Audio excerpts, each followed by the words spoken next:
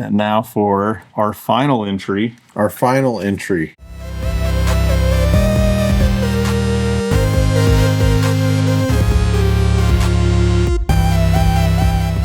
I have a familiar box for you. Ah, I've seen that before. With the do not suffocate people with a trash bag not included. Just a safety tip, a PSA for anyone that's interested. So it looks like we have another.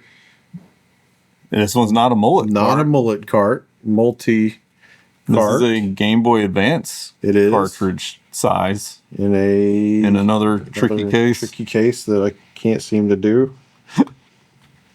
This one's stuck. Oh my gosh. All right. So this one says it's got a little picture of a familiar system over here. Maybe it'll focus. There we go. So it says NES Classics. It has a picture of a Famicom, 150 in one, because in one is not spaced out. And we're gonna fire it up, see what happens. Kind of a two-tone cartridge. So the funny thing is, the back actually says Nintendo on the white cart. They don't even try. And it says like Game Boy Advance on the front. Don't even try. We have the trusty analog. Okay, a little more upbeat than the last one. So this one actually has a menu, and I'm assuming since it's Game Boy Advance, you get a little more power. So is that you get a little preview in the back? Yeah, it's got a preview video of every single one of the games. So I just picked one that has like a super dark background, but let's go back up to the top. So you can see the little menu, the main menu of the game scrolling behind there. But we got a lot of classics on here. How many did it say? 151? No, 150, sorry. 150 in one. And it didn't lie to us. There's 150. So here's one of the interesting things too. I was curious because I believe all of these are NES games. So this cart, I will tell you, it has its own save states and cheat menus, auto fire menu, display settings. So these are built into the cart, which if you have an analog, I mean, you don't really need those settings, but it's there. It's got a weird button combination to get there. And the nice thing is you can exit without having to fully quit the cartridge. Yeah. And one of the things I was curious about is I was curious to see how many NES games actually made it on the Game Boy Advance.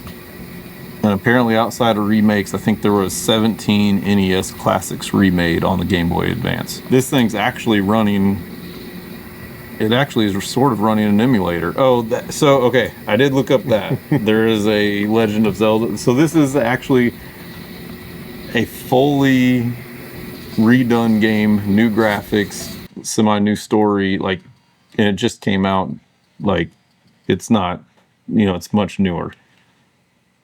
But it's more difficult. Zelda Outlands. Yeah, so they made it more difficult. Like I don't even think you start with a weapon. Yeah, I can't do anything. So yeah, see what I mean? The bad guys are more aggressive. There's more of them. So that was one of the other kind of cool things I thought with this is I think it has a couple of like more legit. That sounds ROM terrible. Start a game without a weapon? Forget it. I ain't playing that. No. Oh, wait, did I not have to leave the cartridge, you said? No. I did anyway. Yeah, you can hit the left, I think the left bumper and select. Okay. I believe. So I see a lot of sequels. And I do see, looks like a couple Japanese versions paired with the USA version of the same game next to it. But there's not many. Yeah, not many so far. Just,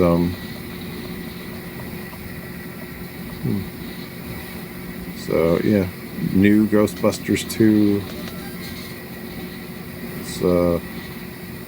It's a mansion.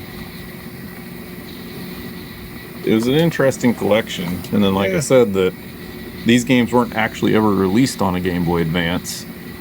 Also made it, it's not like the other one that we looked at, our good old mullet cart. These games were never actually on a Game Boy Advance. I thought that was kind of cool to actually have them on a cart. To then, I don't know how active the Game Boy Advance modding community is. I more see Game Boy coming up a lot more and stuff. But it was another entry that was under $10. Yeah. Okay. All right. That's another interesting one. Bomberman 2. Didn't even know that was a thing.